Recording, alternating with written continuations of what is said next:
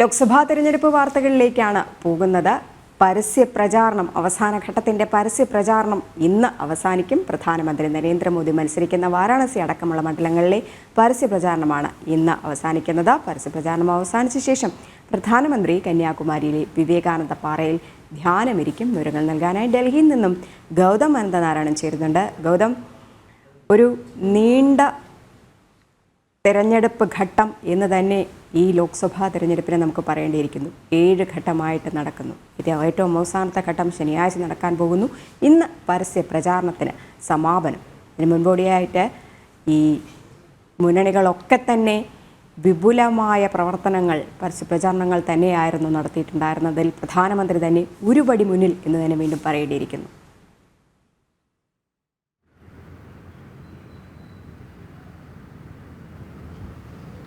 രജനി, ഏതാണ്ട് 2.5 മാസക്കാലം നീണ്ടുനിന്ന നിർണായകമായ ലോക്സഭാ തെരഞ്ഞെടുപ്പിന്റെ പരസ്യ പ്രചരണത്തിന് ഇന്ന് പരിസമാപ്തിയാവുകയാണ്. വൈകുന്നേരം 5 മണിയോടുകൂടി ഈ സംഭവബഹുലമായ തെരഞ്ഞെടുപ്പിന്റെ പരസ്യ പ്രചരണം അവസാനിക്കും. ഇനിയും ഒരേ ഒരു ഘട്ടം മാത്രമാണ് ശേഷിക്കുന്നത്. 57 മണ്ഡലങ്ങളിൽ കൂടിയേ വോട്ടെടുപ്പ് ശേഷിക്കുന്നുള്ളൂ. ഈ 57 മണ്ഡലങ്ങളുടെ പ്രചരണമാണ് ഇന്ന് വൈകുന്നേരം 5 മണിക്ക് സമാപിക്കുക.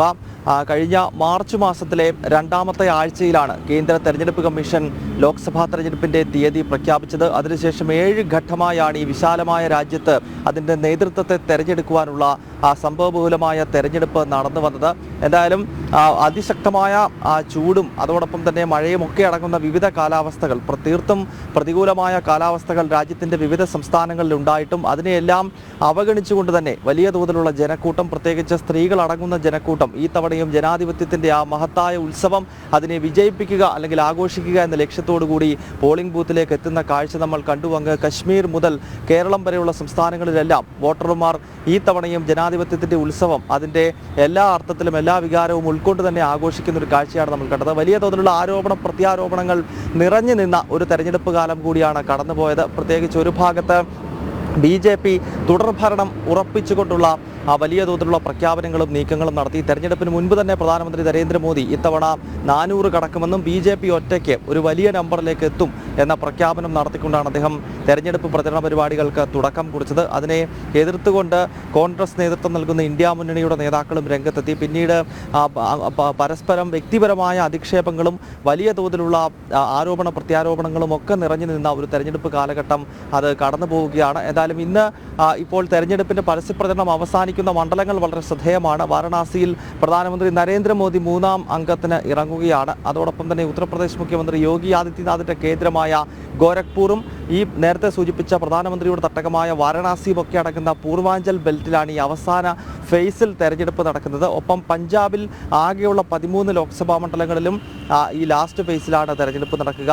ഹിമാചൽ പ്രദേശിൽ ആകെയുള്ള 4 സീറ്റുകൾ. ഇതുകൂടാതെ ഒഡീഷ, ജാർഖണ്ഡ്, കേന്ദ്രഭരണ പ്രദേശമായ ചണ്ഡീഗഡ് തുടങ്ങിയ സംസ്ഥാനങ്ങൾ, പശ്ചിമ ബംഗാളിലെ ശേഷിക്കുന്ന മണ്ഡലങ്ങൾ, അങ്ങനെ 7 സംസ്ഥാനങ്ങളിലും ചണ്ഡീഗഡ് എന്ന ഒരു കേന്ദ്രഭരണ പ്രദേശത്തുമായുള്ള 57 മണ്ഡലങ്ങളിലാണ് ഈ ജൂൺ മാസം 1-ാം തീയതി അവസാന ഫേസിൽ തെരഞ്ഞെടുപ്പ് നടക്കാൻ പോകുന്നത്. അതേസമയം ഇന്നിപ്പോൾ തെരഞ്ഞെടുപ്പിന്റെ പരസ്യപ്രചരണം വൈകുന്നേരം അവസാനിച്ചു കഴിഞ്ഞാൽ പിന്നീട് പ്രധാനമന്ത്രി നരേന്ദ്രമോദി ധ്യാനത്തിനായി തമിഴ്നാട്ടിലെ കന്യാകുമാരിയിലേക്ക് എത്തുകയാണ്. 2019 ലോക്സഭാ തെരഞ്ഞെടുപ്പിന്റെ പരസ്യപ്രചരണം അവസാനിക്കുന്ന ദിവസം അദ്ദേഹം അന്ന് ധ്യാനത്തിനായി തെരഞ്ഞെടുത്തത് കേദാർനാഥിലാണ്. കേദാർനാഥിലെ ക്ഷേത്രത്തിന് സമീപത്തുള്ള ഒരു ഗുഹയിൽ അദ്ദേഹം 1.5 ദിവസത്തോളം ധ്യാനത്തിലിരിക്കുന്ന കാഴ്ച ഭാരതീയരുടെ മനസ്സിൽ ഇപ്പോഴും നിറഞ്ഞു നിൽക്കുന്നു. ഈ തവണയും അതിൽ മാറ്റമില്ല. ലോക്സഭാ തെരഞ്ഞെടുപ്പിന്റെ പരസ്യപ്രചരണം അവസാനിക്കുന്ന ഘട്ടത്തിൽ കഴിഞ്ഞ തവണ ഹിമാലയത്തിലെ കേദാർനാഥിന്റെ മണ്ണിലേക്കാണ് അദ്ദേഹം പോയതെങ്കിൽ ഇത്തവണ ദക്ഷിണ ഭാരതത്തിൽ സ്വാമി വിവേകാനന്ദൻ തപസ് അനുഷ്ഠിച്ച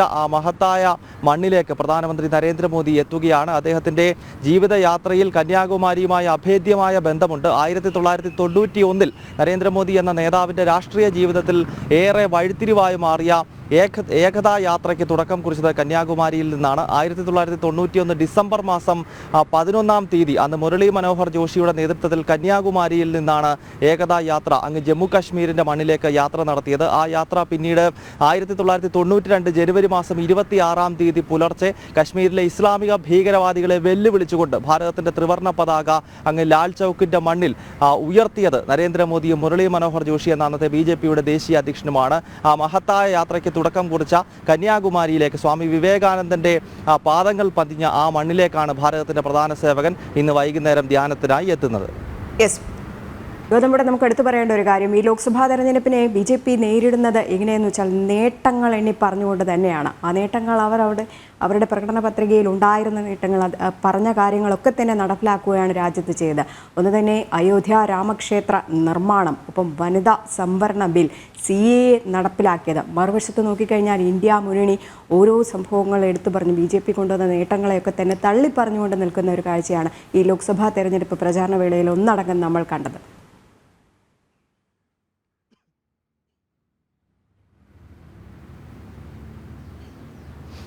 രജനി, പ്രചരണത്തിൻ്റെ ആദ്യഘട്ടം മുതൽ BJP ഉയർത്തി കാണിച്ചത് രണ്ട് പ്രധാനപ്പെട്ട വിഷയങ്ങളാണ്. ഒന്ന്, രജനി സൂചിപ്പിച്ചതുപോലെ വികസനം തന്നെയാണ്. കഴിഞ്ഞ 10 വർഷക്കാലം രാജ്യത്ത് വന്ന മാറ്റങ്ങൾ ചൂണ്ടിക്കാണിച്ചുകൊണ്ടാണ് നരേന്ദ്രമോദിയും BJPയും ഈ ലോക്സഭാ തെരഞ്ഞെടുപ്പിൽ ജനങ്ങൾക്ക് മുന്നിലേക്ക് ഇറങ്ങിയത്. നാട്ടിലുണ്ടായിട്ടുള്ള വികസനം, ലോകത്തിലെ 5ാമത്തെ ഏറ്റവും വലിയ സാമ്പത്തിക ശക്തിയായി നമ്മുടെ രാഷ്ട്രം വളർന്നു. രാജ്യത്തിൻ്റെ എല്ലാ ഭാഗങ്ങളിലും ഇൻഫ്രാസ്ട്രക്ചർ ഡെവലപ്മെൻറ്റ് അതിവേഗത്തിൽ ഉണ്ടാകുന്നു. ഒപ്പം സാധാരണക്കാരനെ സംബന്ധിച്ചിടത്തോളം പാർപ്പിടം, കുടിവെള്ളം, അതോടൊപ്പം തന്നെ മനുഷ്യൻ്റെ അടിസ്ഥാന സൗകര്യങ്ങൾ ഉറപ്പാക്കുന്ന രീതിയിലുള്ള വികസന പ്രവർത്തനങ്ങൾ, പട്ടിണി മാറ്റുന്നതിനായി 80 കോടി ജനങ്ങൾക്ക് സൗജന്യമായ റേഷൻ വിതരണം നൽകുന്ന പദ്ധതികൾ, കിസാൻ സമ്മാൻ നിധി പോലെയുള്ള കർഷകർക്ക് വേണ്ടിയുള്ള പദ്ധതികൾ, അങ്ങനെ കഴിഞ്ഞ 10 വർഷക്കാലം സാധാരണക്കാരനെ മുഖ്യധാരയിലേക്ക് കൊണ്ടുവരാനും രാജ്യത്തിൻ്റെ പുരോഗതിയും ലക്ഷ്യമിട്ടുകൊണ്ട് കേന്ദ്ര സർക്കാർ നടപ്പാക്കിയ വികസനം അത് ഒരു ഭാഗത്ത് ഉയർത്തുകയും മറുഭാഗത്ത് BJPയുടെ പരമ്പരാഗതമായും BJP ഉയർത്തിപ്പിടിക്കുന്ന ഹിന്ദുത്വ ദേശീയത എന്ന ആശയം അത് ഉയർത്തിപ്പിടിച്ചുകൊണ്ട് ഈ രണ്ട് വിഷയവും ഒരേപോലെ മാനേജ് ചെയ്തുകൊണ്ടുള്ള പ്രചരണമാണ് ഈ തെരഞ്ഞെടുപ്പിലും BJP നടത്തിയത്. മറുഭാഗത്ത് കോൺഗ്രസും ഇന്ത്യ മുന്നണിയും നടത്തിയത് ചില തെറ്റായ പ്രചരണങ്ങൾ അങ്ങനെ തന്നെ സൂചിപ്പിക്കേണ്ടി വരും. പ്രത്യേകിച്ച് BJP ഇനിയും അധികാരത്തിലെത്തിക്കഴിഞ്ഞാൽ ഭരണഘടന തിരുത്തും തുടങ്ങിയ പ്രഖ്യാപനങ്ങളും പ്രചരണവും ഒക്കെയായിരുന്നു INDA മുന്നണിയുടെ ഭാഗത്ത് നിന്നുണ്ടായത്. കാരണം BJP നടപ്പാക്കിയ വികസന പ്രവർത്തനങ്ങളെ ചോദ്യം ചെയ്യാൻ ഇന്ത്യ മുന്നണിക്ക് സാധിക്കത്തില്ല. അതൊരു യാഥാർത്ഥ്യമാണ്. അത് ജനങ്ങളുടെ ഇടയിൽ വിലപ്പോകില്ല എന്ന് കൃത്യമായി മനസ്സിലാക്കുന്നു. അതിനാൽ തന്നെ ചില ഇത്തരം പ്രചരണങ്ങൾ ഈ BJP 3ാം തവണയും അധികാരത്തിലെത്തിക്കഴിഞ്ഞാൽ ഭരണഘടന തിരുത്തും തുടങ്ങിയ പ്രചരണങ്ങൾ നടത്തിക്കൊണ്ടുള്ള നീക്കമാണ് INDA മുന്നണിയുടെ ഭാഗത്ത് നിന്നുണ്ടായത്. ഒപ്പം ജാതി രാഷ്ട്രീയത്തിൻ്റെ ഒരു തിരിച്ചുവരവിനായി ഈ INDA മുന്നണി ശ്രമം നടത്തി. പ്രത്യേകിച്ച് ഉത്തർപ്രദേശൊക്കെ പോലെയുള്ള സംസ്ഥാനങ്ങളിൽ കാസ്റ്റ് പൊളിറ്റിക്സ് വീണ്ടും ഉപയോഗിക്കുവാനുള്ള ശ്രമം അത് കോൺഗ്രസിൻ്റെയും അതോടൊപ്പം തന്നെ INDA മുന്നണിയുടെ ഭാഗമായിട്ടുള്ള സമാജ്വാദി പാർട്ടിയുടെയും ഒക്കെ ഭാഗത്ത് നിന്നുണ്ടായി. എന്നാൽ ഒരു ഭാഗത്ത് കാസ്റ്റ് ജാതീയത ഉയർത്തുവാൻ ഈ പ്രതിപക്ഷം ശ്രമിച്ചപ്പോൾ മറുഭാഗത്ത് ഹിന്ദുത്വത്തെ ഉയർത്തി അതിനെ പ്രതിരോധിക്കുന്ന ഒരു കാഴ്ച നമ്മൾ ഈ തെരഞ്ഞെടുപ്പ് കാലഘട്ടത്തിലുടനീളം കാണുന്നുണ്ട്. അതിനാൽ ഈ തെരഞ്ഞെടുപ്പിൻ്റെ അവസാന ഘട്ടത്തിലേക്ക് എത്തുമ്പോൾ BJP ക്യാമ്പ് പൂർണ്ണമായ ആത്മവിശ്വാസത്തിലാണ്. BJP ഒറ്റയ്ക്ക് 330 സീറ്റുകൾക്ക് മുകളിലേക്ക് എത്തും എന്ന് ദേശീയ നേതൃത്വം അടിയുറച്ച് വിശ്വസിക്കുന്നു. കൂടാതെ മറ്റ് NDAയുടെ സീറ്റുകൾ കൂടിയാകുമ്പോൾ അത് ഏതാണ്ട് 400-നടുത്തേക്ക് എത്തും എന്ന കൃത്യമായ ആത്മവിശ്വാസം BJP ക്യാമ്പിനുണ്ട്. അതേസമയം INDA മുന്നണി നേതാക്കൾ ഇപ്പോൾ ആത്മവിശ്വാസം താൽക്കാലികമായി പ്രകടിപ്പിക്കുന്നുണ്ട്. അവർക്ക് തന്നെ അറിയാം 4ാം തീയതി തെരഞ്ഞെടുപ്പിൻ്റെ റിസൾട്ട് വരുമ്പോൾ കാര്യമായ ഒരു ചലനവും ഉണ്ടാക്കാൻ കഴിയില്ല എന്നുള്ളത്. എങ്കിൽ പോലും 1ാം തീയതി വൈകുന്നേരം, മറ്റന്നാൾ തെരഞ്ഞെടുപ്പ് കഴിഞ്ഞാൽ അന്ന് വൈകുന്നേരം ഒരു യോഗം INDA മുന്നണി നേതാക്കൾ ഡൽഹിയിൽ വിളിച്ചു ചേർത്തിട്ടുണ്ട്. ആ യോഗത്തിൽ ചില തീരുമാനങ്ങൾ ഉണ്ടാകും എന്നൊക്കെയാണ് INDA നേതാക്കൾ വ്യക്തമാക്കുന്നത്. എന്തായാലും BJPയെ സംബന്ധിച്ച് 300-ന് മുകളിൽ സീറ്റുകൾ നേടി 3ാം തവണയും ദേശീയ തലത്തിൽ അധികാരത്തിലെത്തുമെന്ന അടിയുറച്ച ആത്മവിശ്വാസത്തിലാണ് ഈ തെരഞ്ഞെടുപ്പിൻ്റെ പ്രചരണം അവസാനിക്കുന്ന ഘട്ടത്തിലുള്ളത്. രജനി, യെസ്, ജനങ്ങൾക്ക് വേണ്ടത് വികസനമാണ്. ആ വികസനം തന്ന മോദി സർക്കാരിന് തന്നെ ആയിരിക്കും ജനങ്ങൾ വോട്ട് വീണ്ടും രേഖപ്പെടുത്തുക. വീണ്ടും അധികാരത്തിലേറാൻ പോകുന്നത് മോദി സർക്കാർ തന്നെ ആയിരിക്കുമെന്ന് തന്നെയാണ് ഒന്നടങ്കം പറയുന്നത്. എന്തായാലും ലോക്സഭാ തെരഞ്ഞെടുപ്പിൻ്റെ പരസ്യപ്രചാരണം, അവസാനഘട്ടത്തിൻ്റെ പരസ്യപ്രചാരണം ഇന്ന് അവസാനിക്കാൻ പോവുകയാണ്. പ്രധാനമന്ത്രി നരേന്ദ്രമോദി മത്സരിക്കുന്ന വാരാണസി അടക്കമുള്ള മണ്ഡലങ്ങളിലെ പരസ്യപ്രചാരണത്തിനാണ് ഇന്ന് സമാപനം